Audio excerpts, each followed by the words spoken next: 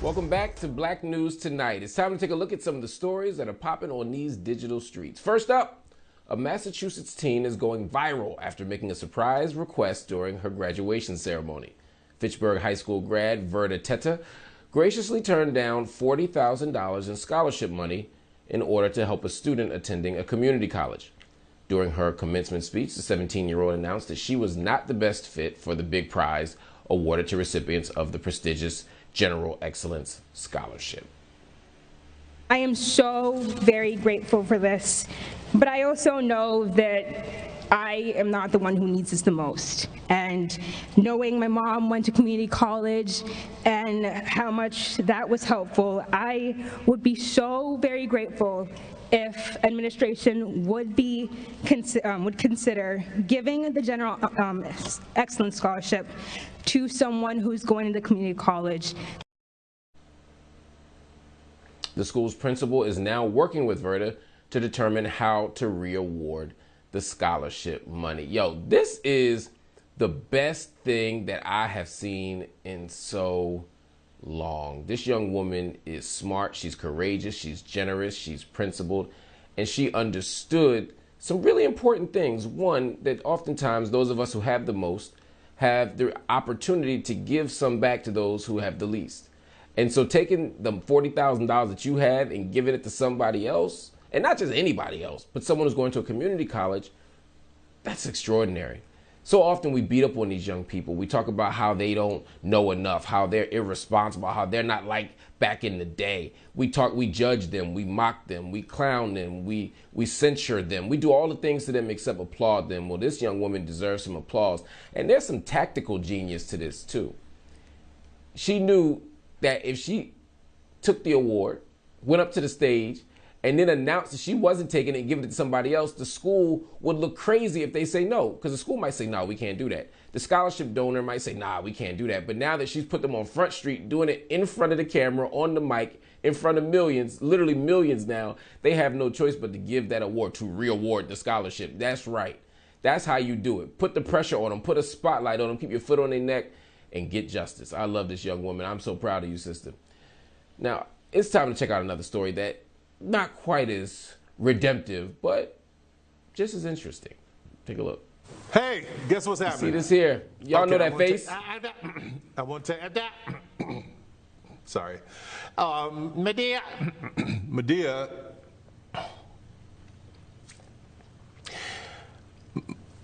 This is Tyler Perry saying, this is Madea saying I'm coming back and I'm on Netflix. I can't wait to take it so nice out. Damn it, hey.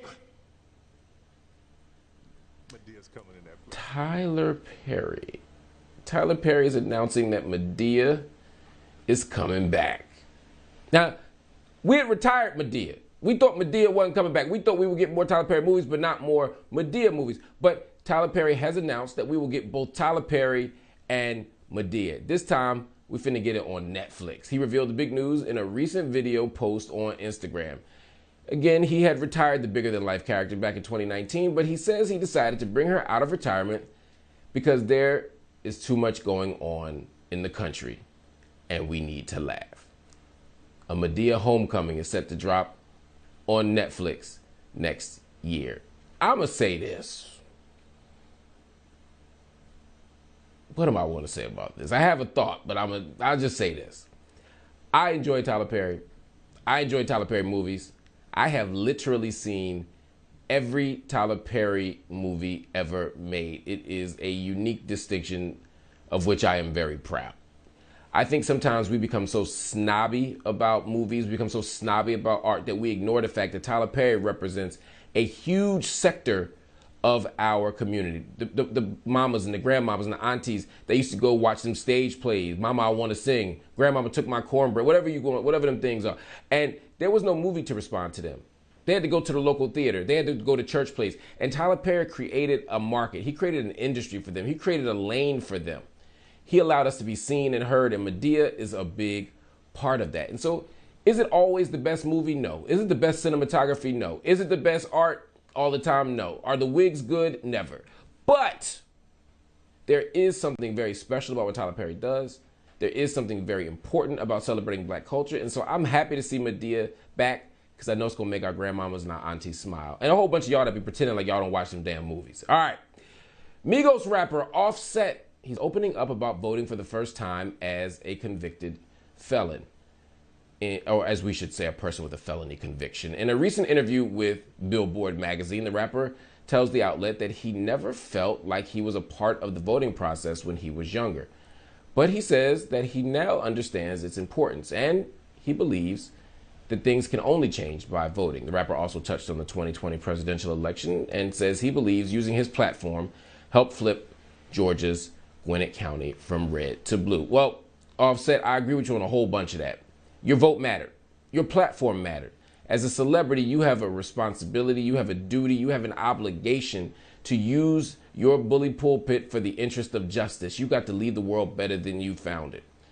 I understand why you felt like your vote didn't matter before. I understand why you felt like you needed to do other things or at least not vote because nobody was listening.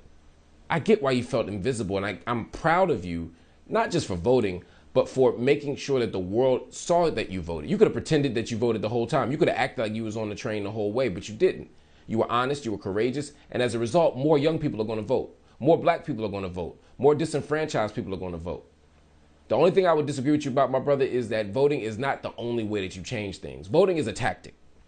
Voting is a strategy. Voting is something that we do every year, not every 4 years, y'all, not even every 2 years, but every election. It might be every 6 months, might be every 3 months. We vote for the dog catcher, we vote for the pothole filler, we vote for the president, we vote for the governor, we vote for everybody because all that stuff matters. But it's not just the vote.